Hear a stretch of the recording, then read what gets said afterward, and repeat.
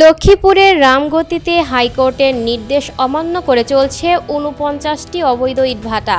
এসব ভাটার কোনো পরিবেশ ছাড়পত্র নেই, তবু অবাধে ইট উৎপাদন চলছে, ক্ষতিগ্রস্ত হচ্ছে পরিবেশ, কৃষিজমি ও জনস্বাস্থ্য।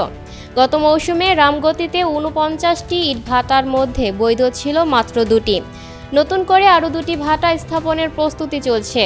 চর আফজল, চর আলগি, চর মেহার ও চর পোড়াগাছ সহ বিভিন্ন গ্রামে এসব ভাটা গড়ে উঠেছে ফসলি জমির মাঝেই। স্থানীয়দের অভিযোগ, প্রশাসনের অভিযান হলেও একটিও ভাটা বন্ধ হয়নি। ভাটার কারণে কৃষি জমির উর্বর মাটি কেটে নেওয়া হচ্ছে, রবি শস্যের ক্ষতি হচ্ছে, নষ্ট হচ্ছে গ্রামীণ সড়ক।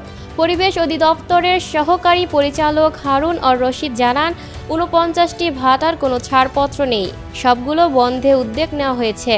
তবে সরেজমিনে দেখা গেছে ভাটাগুলোয় শত শত শ্রমিক ব্যস্ত, এমনকি শিশুরাও কাজ করছে।